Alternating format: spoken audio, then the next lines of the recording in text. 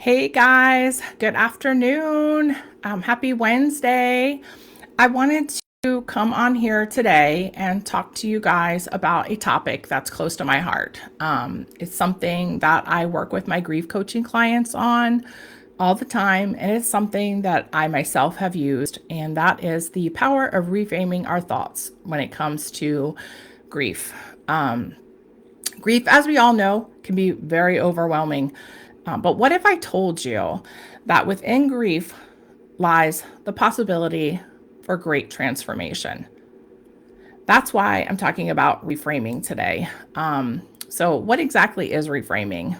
Reframing is basically shifting the way we perceive a situation, or the way that we interpret an experience and the way that we think. It's about looking at a situation from a different angle, learning how to take something negative and find something in that to become grateful for, taking a negative thought and looking at it from a different perspective and one that can promote growth, promote transformation, rather than keeping us stuck in a loop of negative thoughts. Our subconscious mind is really strong. And when we continually tell ourselves negative things, when it comes to grief, we might say something like, I don't know how I can live without this person. I can't go on without them. Things like that becomes our reality when we continually tell ourselves that, we continually say those things to ourselves.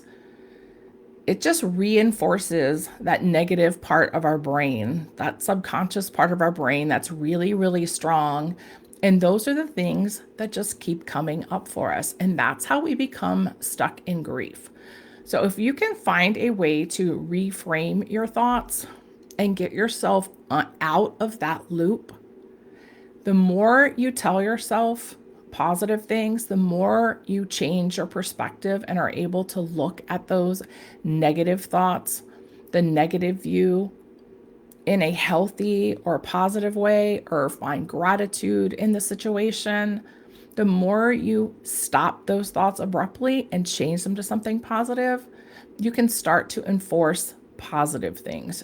Those can be the go-to thoughts. Those can be the things that come up. So rather than say, I don't know how I'm going to live without him. It's so unfair, that I lost my son.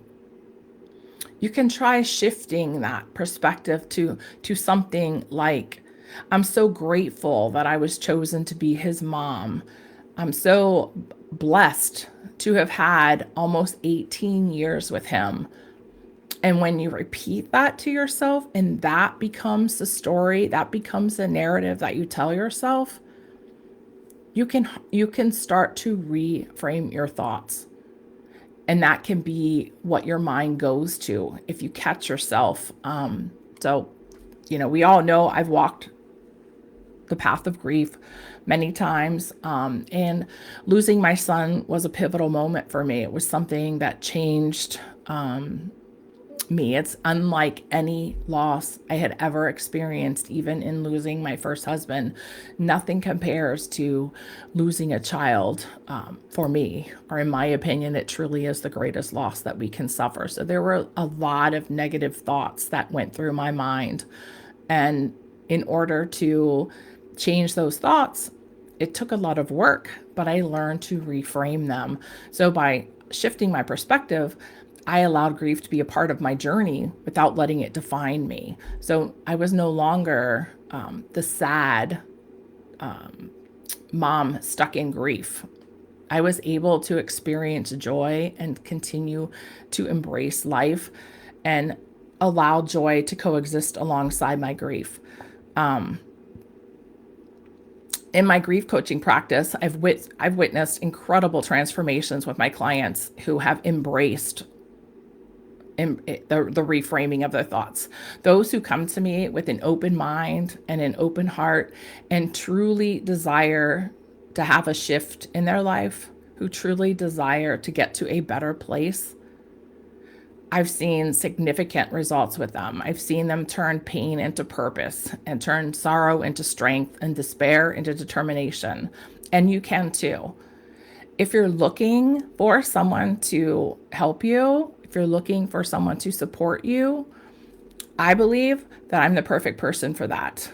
I truly believe that not only do my education, I have a certification as a master grief coach. I am also a strategic life coaching practitioner. I have lots of other education. I have studied what grief experts say about grief, the effects of grief, how best to support someone who's grieving a loss. But I truly believe it's my personal experience with loss that makes me the best person to support other people. I've walked the path. I've walked the path of losing a spouse. I've walked the path of losing grandparents, aunts, uncles, cousins, and I've walked the path of losing a child. And I know firsthand what it took to get me to a place where I'm at today, where I'm living a happy, healthy life, living a full life. And I live my life to honor that of my son. I do this work in honor of my son, in honor of my son. So I was able to reframe all of those negative thoughts and feelings to where they hardly come up for me anymore. I rarely ever, if ever, think anything such as, this is so unfair. I can't go on. How can I live without him? Those thoughts just don't come into my mind anymore. And it doesn't take away from my loss. It doesn't diminish it in any capacity. It's just allowed me to continue living, to make meaning from my loss. Because I couldn't just let my son die and not do something with that, not do something to contribute to the world in his honor. And that's another thing I help my grief coaching clients do, is to, make meaning from their loss, to find something, some way to honor their loss. So if you are looking for some support, if you could use a helping hand, if you're feeling stuck in grief, if you're feeling that anger, the guilt, the despair that often accompanies traumatic loss, and it can be physical loss, divorce, any major life change can elicit the feelings of grief.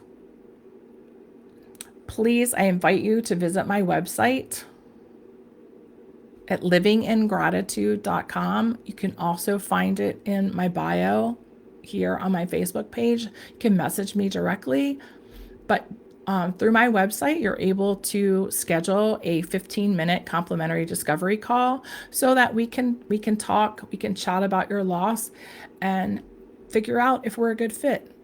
You can ask me some questions and see if you think my program would be good for you, if my program would work for you. But thank you so much for joining me today. I greatly appreciate you being in my world, and I look forward to speaking with you.